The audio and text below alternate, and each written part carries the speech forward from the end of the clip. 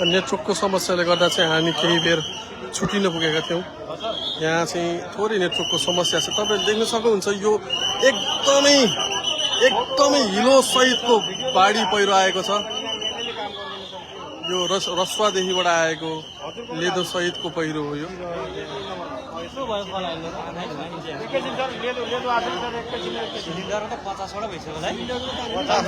Life jacket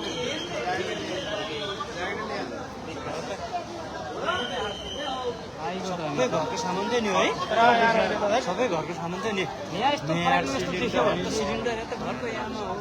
हामीले अघि त्यो सिडी किनारबाट त्यो ठाउँ पुरै सफा भयो होला। 50 वटा पुगिसक्यो सिलिन्डर त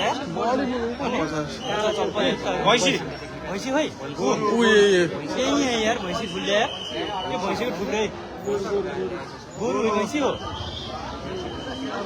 उतार लाग्यो गोरु रहेछ।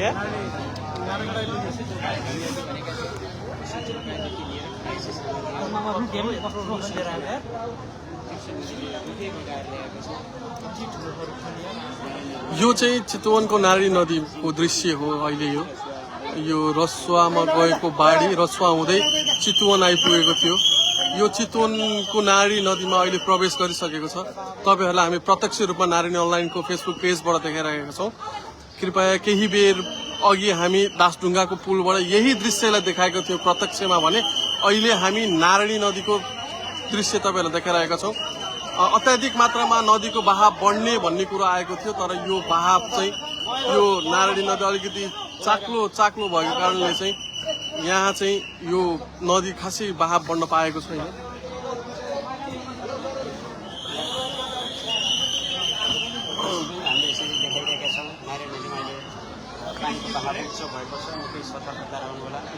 पुल अहिले सामान्य छ, पुलमा केही क्षति भएको छैन।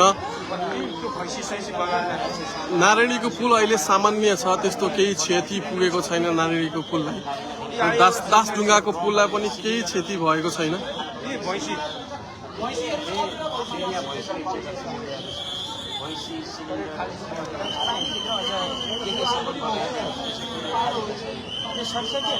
नदी जस्तो लाग्दैन भैँसी मात्र होइन मान्छे पनि ल्याएर के जस्तो देखिन्छ यहाँ माथि मान्छे नदीला जस्तो।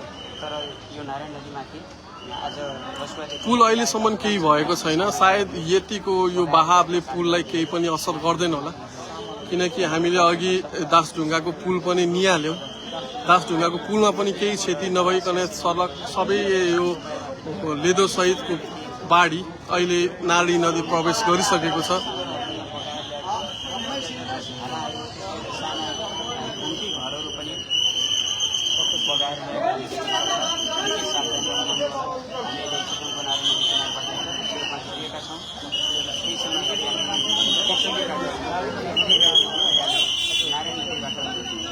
पानी अहिले यो तपाईहरुले देख्न सक्नुहुन्छ यहीसम्म आएको छ।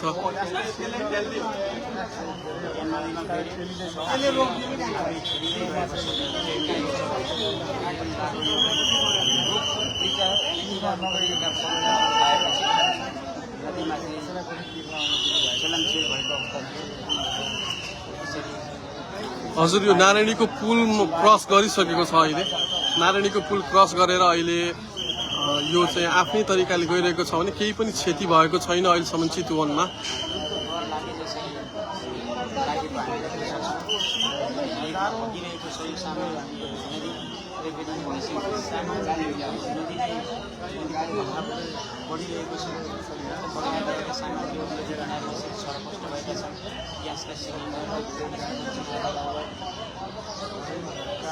यो पोखरा बसपाको साइडमा हो, यो हरिहर मन्दिरको छेउबाट गरिरहेका छौँ।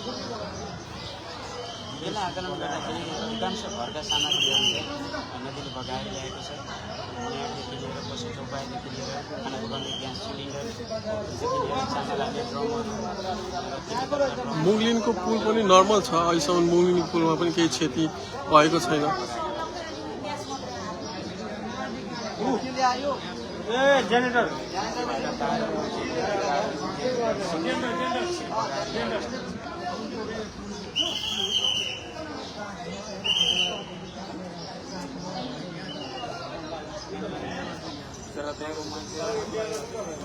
यो देख्न सक्नुहुन्छ ग्यासको सिलिन्डर छेउमै ल्याएर राखेको छ। पुल क्रस भइसक्यो अब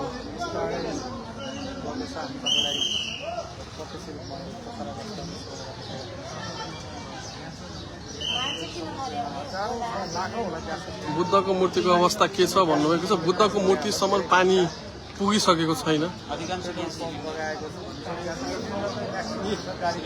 गाडीको चक्का पुरै डिसेक्ला नदीमाथिको ब्रेकलाई हेर्दाखेरि हेलो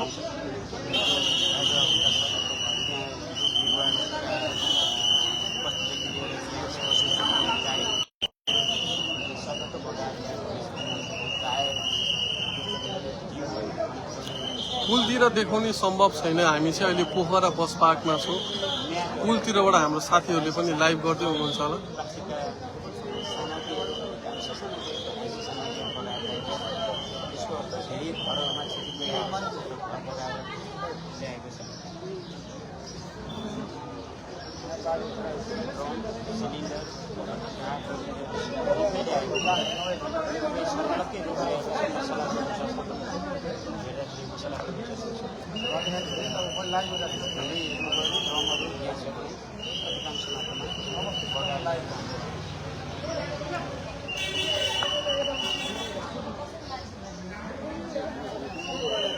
यहाँ 10 बजे वर्षाबाट आएको यो बाढी करिब करिब 7 साढे 7 12 साढे 5 घन्टामा करिब 5 अघि त्यहाँ हेरिरहेको रिगाडोला सिलिन्डर त एउटा ग्यासको उद्योग नै उडा जस्तो सिलिन्डर छ अधिकांश पुरै सिलिन्डर मात्रै छ पुरै सिलिन्डर जय आउँदैछ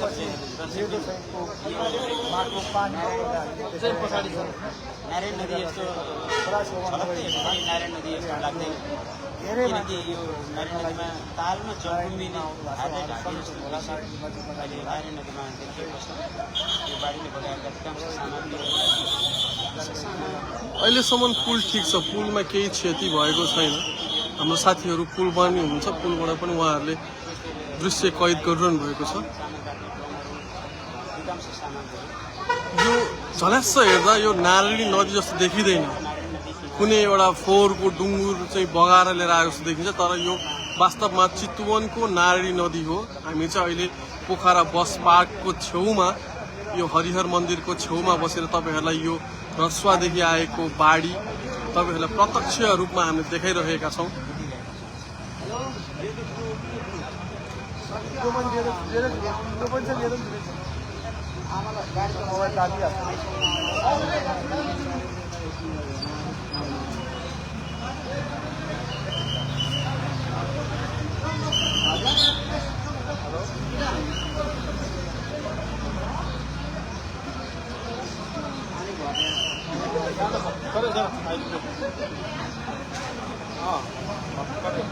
लेगो सहित हजुर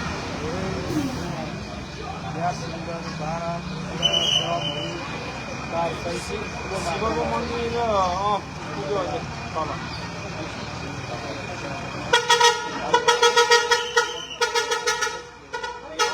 म त छैन म यता लगभग बाढी पानी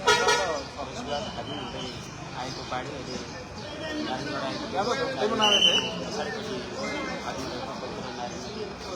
सिलिन्डर कति हो कति छ नारायण नदी यतापट्टि बगिरहेको छ भने नदीले ल्याउने सामग्रीहरू